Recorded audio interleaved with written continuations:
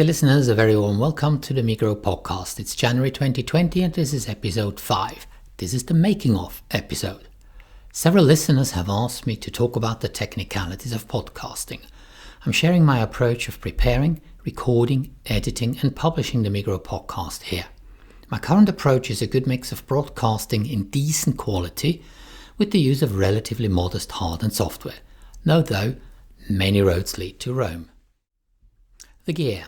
You do not need to spend thousands of dollars on high-tech equipment or rent a professional studio to record a podcast at decent quality.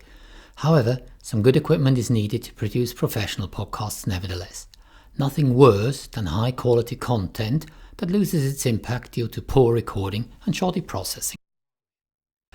A decent quality microphone is the single most important investment to make. Almost any external microphone is better than the built-in microphones in your laptop, tablet, PC or mobile phone. I purchased the Yeti Blue for around $130 because all the reviews I read attested the Yeti a very good sound quality. The price was not cheap, felt reasonable. It connects via USB to any computer, no additional hardware like sound mixers is needed, simple plug-in and record, no need to install apps or software. Both the microphone and the stand feel very robust. The microphone can be adjusted for solo podcasting or interview type of conversations, and I do like the design and the colors. The technical description of the microphone and the color choice is available on the Yeti website. The link is in the show notes below. I also invested $20 in a pop screen. When buying one, make sure it's big enough to cover the entire microphone. Also make sure the lock comes with mounting clamps or screws to fix the screen on your microphone or the table stand that you put your recording gear on. The recorder.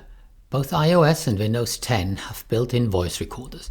They work perfectly well for podcasting purpose. Important. Regardless of the device app you use, make sure it can record with at least 44.1 kHz sampling rate. Most apps have a setting or a preference option where you can adjust audio quality to maximum or whatever the terminology of your preferred operating system is.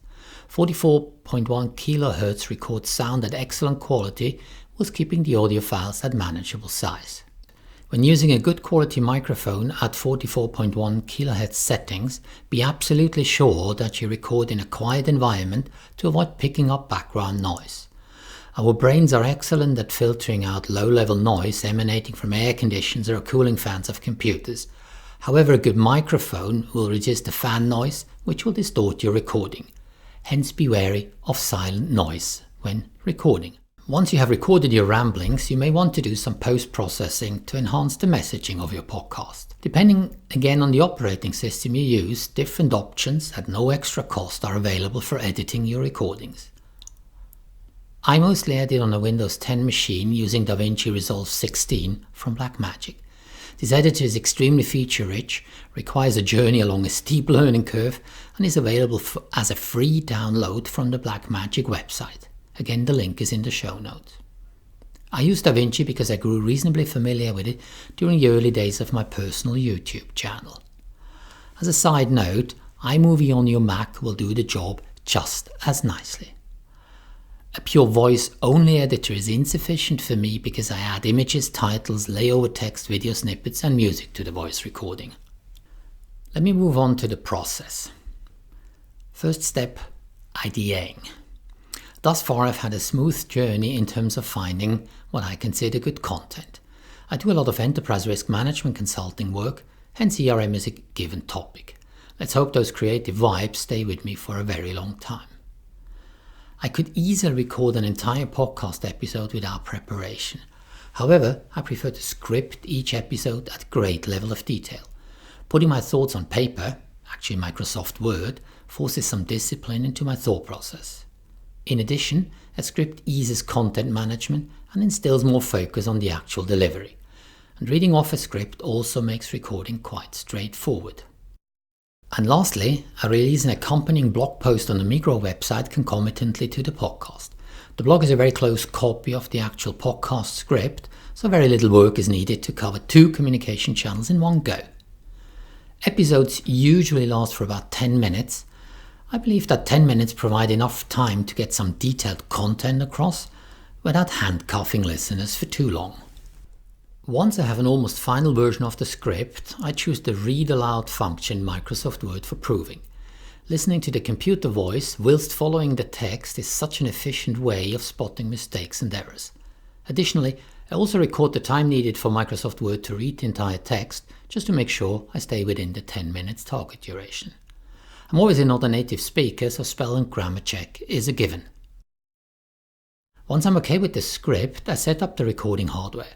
Mostly I just put the Yeti on top of a cardboard box or table and fit the pop blocker onto the microphone or a chair nearby. It doesn't look very professional, but this setup is fast and practical.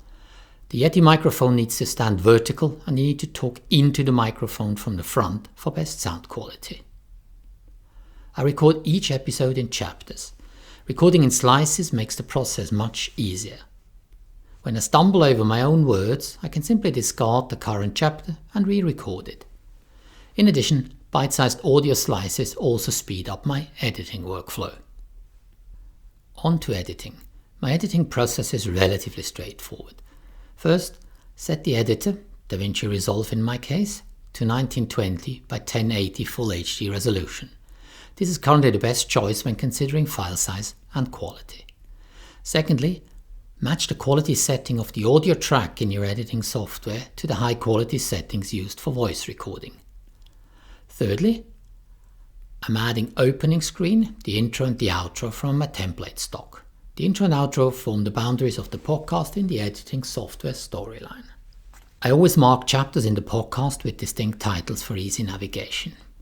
Then add images, URLs, video snippets when needed, some show notes if it makes sense. I then preview the episode a few times for final quality control. I export the project at full HD 1920 x 1080 resolution and upload it to YouTube. Last but not least, the publishing. So recorded and edited, how will the world find your podcast and listen to it? The state-of-the-art publishing process encompasses publication on one of the well-known podcast feeders such as Apple Podcasts or Podcast Addict for Android, to name just two. I was initially considering going down that route as well, but after a bit of thinking and tinkering, I decided to simply publish the Megrow Podcast on YouTube. YouTube has a very distinctive set of advantages. It is a very well-known, easily accessible and omnipresent platform. Tagging and onwards distribution linking to other social media channels is easy. I'm familiar with YouTube. Listeners can subscribe to my channel and post comments. Show notes can be added easily. And YouTube is device and platform independent. You only need a browser. My current method of reaching out to my audience is a 5-pronged approach. I post the episode on YouTube. I then post a link on Megrow's Twitter account. I also post a link on Megrow's LinkedIn page. I post a link on my own personal LinkedIn page. And last but not least, I publish the almost verbatim version of the podcast on the Megrow website as a blog post. Dear listeners, thank you very much for being with me through episode 5 of the Megrow Podcast. I hope you find this making of episode helpful for your own podcasting journey. Please subscribe to this channel to get the latest updates automatically. Goodbye for now, enjoy whatever you're up to, and stay tuned for the next episode of the Megrow Podcast.